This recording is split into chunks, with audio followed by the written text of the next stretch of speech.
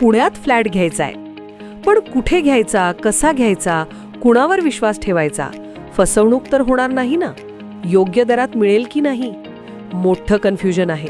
चला तर मग सर्व कन्फ्युजन दूर करण्यासाठी संपर्क साधूयात सारंग अहेर यांच्या रेरा रजिस्टर्ड ड्रीमोरा रियालिटीशी. संपर्क सारंग सुधाकर अहेर, ड्रीमोरा रियालिटी, मोबाईल नंबर 82 83 93 91 91 आणि 62 62 90 910.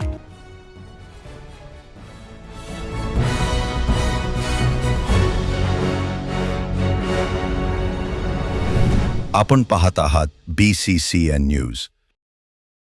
दिवंगत युवा शेतकरी कैलास नागरे यांच्या आश्वासनपूर्तीचा सरकारला पडला विसर. 14 गावातील शेतकऱ्यांना सिंचनासाठी पाणी मिळण्यासाठी दिले होते बलिदान. बुलढाण्याच्या देऊळगाव राजा तालुक्यातील खडकपूर्णा धरणातून शिवनी आरमाड या गावातील शेतकऱ्यांसह परिसरातील 14 गावातील शेतकऱ्यांना सिंचनासाठी पाणी मिळावं, त्यासाठी राज्य शासनाचा युवा पुरस्कार प्राप्त शेतकरी कैलास नागरे यांनी 13 मार्च 2025 रोजी बलिदान दिले होते. कैलास नागरे यांनी लिहून ठेवलेल्या सुसाईड नोटप्रमाणे मुख्यमंत्र्यांनी त्यांच्या कुटुंबाचे पालकत्व स्वीकारण्याचं आश्वासन दिलं होतं.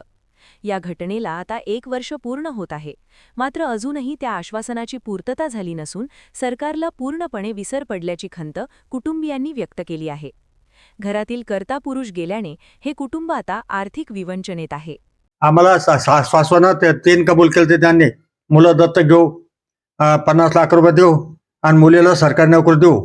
पण आम्ही त्यांना म्हटलं मुलगा सरकारी नोकरी नको आम्हाला, कारण आम्हाला फक्त पोलीस पाटलाची नोकरी दिली तर फार चांगलं होईल. आमचं घरदार चालेल, मुलं शिक्षण चालत. त्या 3 मागण्यामधून त्यांनी एकही मागणी आमची पूर्ण केली नाही आतापर्यंत.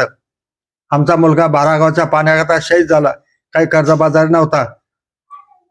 तुमची मागणी काय असणार आहे? आता मागणी आमच्या फक्त मुलीला पोलीस पाटलाची नोकरी द्यावी आणि 50 लाख रुपये द्यावे. मुलाच्या शिक्षणाकरता 50 लाख रुपये त्यांनी द्यावे. म्हणजे आमच्या 3 मुलाचे. त्यांनी 3 आश्वासनं दिली, त्यातलं एकही आश्वासन त्यांनी पूर्ण केलं नाही.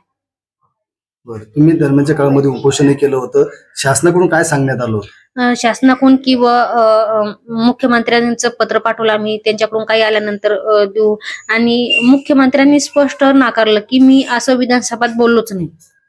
आणि माझ्याकडे ती व्हिडिओ क्लिप सुद्धा आहे, पण त्यांनी स्पष्ट नाकारलं की मी असं विधानसभेत बोललोच नाही. मी विधानसभेत बोललो असतो तर मी ते पूर्ण केलं असतं. पण त्यांनी विधानसभा जाहीर केलेलं आहे, पूर्ण न्यूजवर, चॅनलवर, पेपरवर सुद्धा आले. माझ्याकडे व्हिडिओ क्लिप सुद्धा आहे विधानसभा म्हणली. आता तुमची काय मागणी आहे? माझी एवढीच मागणी आहे की मला एक पोलीस पाटलाची नोकरी द्यावी आणि मुलांच्या शिक्षणासाठी, जेणेकरून त्यांचं भविष्य चांगलं घडवता येईल. जे त्यांच्या वडिलांनी घडवलं असतं त्याच्यात मला काही त्रास झाला नसता. त्यांचे वडील असते त्यांनी सर्व केलं असतं, पण माझ्याकडून तेवढं होणार नाही. म्हणून शासनाने, आणि ते बोलले सुद्धा की मुलं दत्तक घेऊ, आम्ही त्यांचं शिक्षण पूर्ण करू. त्यासाठी मला त्यांनी 50 लाख रुपये मदत करावी. सरकारने दिलेल्या आश्वासनाची त्यांना विसर पडला. हो, विसर पडला त्यांना जर विसर पडला नसता तर त्यांनी आतापर्यंत पूर्ण केलं असतं. कारण त्यांनी जे बलिदान दिले ते काही स्वतः वैयक्तिक याच्यासाठी दिलं नाही, त्याच्यात काही वैयक्तिक स्वार्थही नव्हता. 14 गावच्या शेतीचा प्रश्न होता ना की मी नाही शिकलो, आपण ही पिढी कमी शिकली, पण इथून पुढचं जे मुलं शिकतील, पिढ्या चालतील, पिढ्यानपिढ्या एकदा जर पाणी आलं, पिढ्यानपिढ्याची मुलं नोकरी लागतील, शिकतील. शेतकऱ्यांचीच मुलं मागे सध्या.